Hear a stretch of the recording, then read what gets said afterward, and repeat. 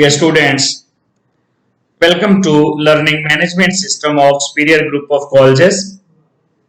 Dear students, आज हमारा तीसरा लेक्चर है टिप नंबर 10 में से, इसमें हम वोल्टेक सेल या गैल्वानिक सेल को डिस्कस करेंगे। ये वोल्टा और गैल्वानी दो साइंटिस्ट थे, उनके नाम पे है। वोल्टेक सेल हमने इंट्रोडक्शन वाले लेक्चर में भी पढ़ा था कि जो वोल्टेक या गैल्वानिक सेल है, इसमें केमिकल एनर्जी से इलेक्ट्रिकल एनर्जी मिलती है। इसमें केमिकल एनर्जी इलेक्ट्रिकल एनर्जी में चेंज होती है, तो वो सेल जिसके अंदर केमिकल एनर्जी यानी केमिकल रिएक्शन होता है और केमिकल रिएक्शन के नतीजे में जिसमें हमें इलेक्ट्रिकल एनर्जी मिलती है, उस सेल को हम कहते हैं वोल्टेक या गैल्वानिक सेल। वोल्टेक या गैल्वानिक सेल में इलेक्ट्रिकल एनर्जी केमिकल एनर्जी से प्रोड्यूस हो रही होती है। जैसा कि हमने इलेक्ट्रोलाइटिक सेल में इसका उलट पढ़ा था कि उसमें इलेक्ट्रिकल एनर्जी चाहिए होती है रिएक्शन करवाने के लिए। अगर हम इसकी कंस्ट्रक्शन देख लें तो वोल्टेक सेल या गैल्वानिक सेल में हमारे पास दो हाफ सेल होते हैं, एक ऑक्सीडेशन हाफ सेल और दूसरा रिडक्शन हाफ सेल होता है। एक में यानी एनोड होगा और दूसरे में कैथोड होगा। एनोड पर ऑक्सीडेशन होगी तो इसी वजह से हम उसको कह रहे हैं ऑक्सीडेशन हाफ रिएक्शन, और कैथोड पर रिडक्शन होगी तो उसको हम कहते हैं ये हमारा रिडक्शन हाफ रिएक्शन या रिडक्शन हाफ सेल है। फर्स्ट करें, हमारे पास जिंक कॉपर सेल है। जिंक कॉपर सेल जो होता है इसको डैनियल सेल भी कहते हैं। जिंक और कॉपर सेल में जिंक को जिंक सल्फेट के सॉल्यूशन में डिप किया होता है। जिंक सल्फेट के सॉल्यूशन में डिप होता है, ये ऑक्सीडेशन हाफ रिएक्शन होता है। देखें, हमारे पास जिंक और कॉपर है। Zinc is more reactive than copper. Zinc ज्यादा रिएक्टिव है, यही वजह है जिंक इलेक्ट्रॉन लूज करेगा और जिंक बनेगा एनोड, कॉपर इलेक्ट्रॉन गेन करके कैथोड बनेगा। तो जिंक उसी के सॉल्यूशन में हमने डिप किया हुआ है, जिंक सल्फेट के 1 मोलर सॉल्यूशन में, तो ये हमारे पास ऑक्सीडेशन हाफ रिएक्शन हो जाएगा। रिडक्शन हाफ रिएक्शन में हमारे पास कॉपर है, उसको हमने डिप किया हुआ है इलेक्ट्रोड को कॉपर सल्फेट के सॉल्यूशन में। ये हमारे पास दो हाफ रिएक्शन हो गए, एक ऑक्सीडेशन में रिएक्टिव मेटल होती है और रिडक्शन वाले में लेस रिएक्टिव मेटल होती है। अब इनको आपस में कनेक्ट करने के लिए दोनों हाफ सेल्स को हम कनेक्ट करते हैं सॉल्ट ब्रिज के जरिए, और सॉल्ट ब्रिज सॉल्ट का बना होता है, जैसा कि पोटेशियम क्लोराइड है, पोटेशियम नाइट्रेट वगैरह है। और फिर एक्सटर्नल सर्किट से इनको अटैच करते हैं जहां से इलेक्ट्रॉन का फ्लो होता है, वोल्ट मीटर लगा होता है जो हमें सेल की वोल्टेज बता देता है। अब सेल में जिंक और कॉपर जो गैल्वानिक सेल है हमारे पास, जिंक चूंकि रिएक्टिव है, इस पर नेगेटिव चार्ज आएगा तो ये एनोड का काम करेगा, और कॉपर चूंकि लेस रिएक्टिव है, उस पर लेस नेगेटिव चार्ज यानी पॉजिटिव चार्ज आएगा और वो कैथोड बनेगा। और फिर एक्सटर्नल वायर में से करंट फ्लो करेंगे फ्रॉम जिंक टू कॉपर, यानी from more reactive to less reactive electron flow करते हैं।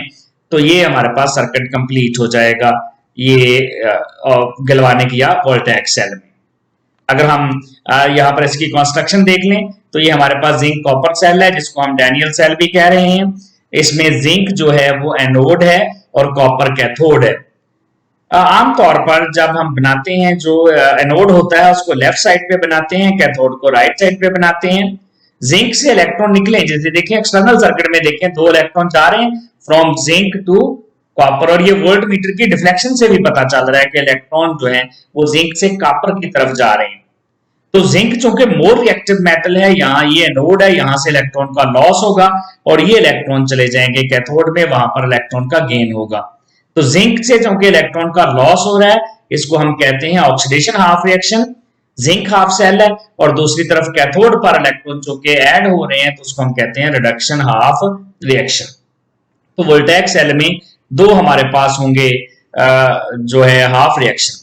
अब रिएक्शन एनोड पर ऑक्सीडेशन होनी है, ऑक्सीडेशन का मतलब है लॉस ऑफ इलेक्ट्रॉन।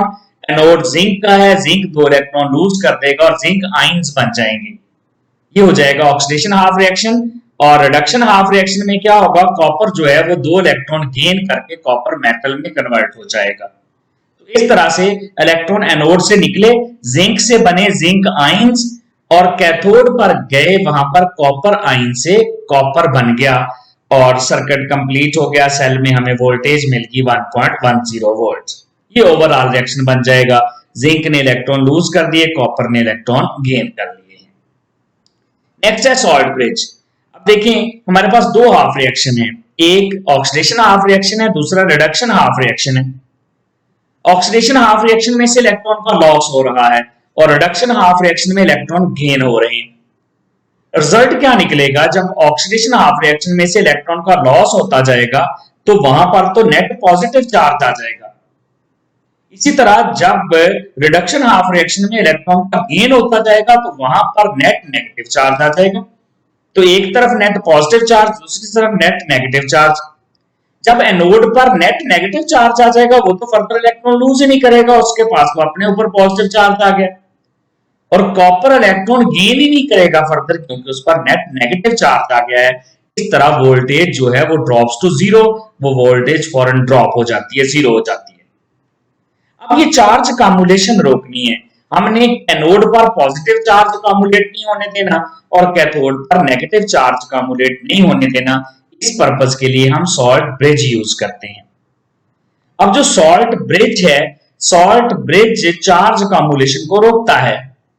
ये क्या करता है, क्योंकि एनोड पर पॉजिटिव चार्ज कामुलेट हो रहा होता है तो ये एनोड में नेगेटिव आयन ट्रांसफर करता जाता है। ये आयंस को अलाउ करता है to flow from anode to cathode.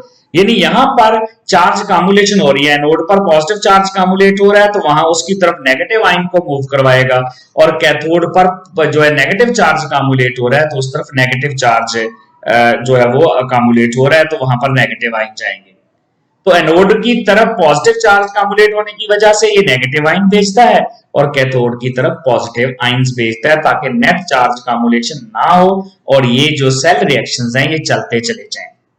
Otherwise अगर सॉल्ट ब्रिज यूज नहीं करेंगे तो सेल डिस्ट्रॉय हो जाएगा और वोल्टेज जीरो हो जाएगी। फाइनली हम देखते हैं वोल्टेज सेल रिवर्सिबल सेल होता है। अब देखें जिंक कॉपर सेल है, जिंक कॉपर सेल से वोल्टेज आपको मिल रही है 1.10। जिंक एनोड बन रहा है, कॉपर कैथोड बन रहा है। हम चाहते हैं इन रिएक्शन को रिवर्स कर दें, यानी जिंक जो है वो बने कैथोड और कॉपर बने एनोड। यानी हम वोल्टेज सेल को इलेक्ट्रोलाइटिक सेल बनाने जा रहे हैं, उस रिएक्शन को रिवर्स करने जा रहे हैं। हमें फिर उसको बाहर से करंट देना पड़ेगा। जैसा कि इस सेल में 1.10 वोल्ट करंट प्रोड्यूस हो रहा है। अगर आप 1.10 से ज्यादा वोल्ट से ज्यादा करंट बाहर से दे देंगे, इसको बाहर से इसको करंट देंगे, इसके साथ बैटरी अटैच कर देंगे, तो रिजल्ट क्या निकलेगा, रिएक्शन जो है वो रिवर्स होना शुरू हो जाएंगे। यानी जिंक ने इलेक्ट्रॉन दिए थे, अब जिंक इलेक्ट्रॉन ले लेगा। जिंक पहले एनोड बन रहा था, अब जिंक कैथोड बन जाएगा। और कॉपर पहले इलेक्ट्रॉन गेन कर रहा था, अब इलेक्ट्रॉन लूज करेगा। यानी जो वोल्टेज सेल है उसमें रिएक्शन हम रिवर्स कर सकते हैं। अगर वो जितनी वोल्टेज प्रोड्यूस कर रहा है उससे ज्यादा वोल्टेज हम बाहर से दे दें।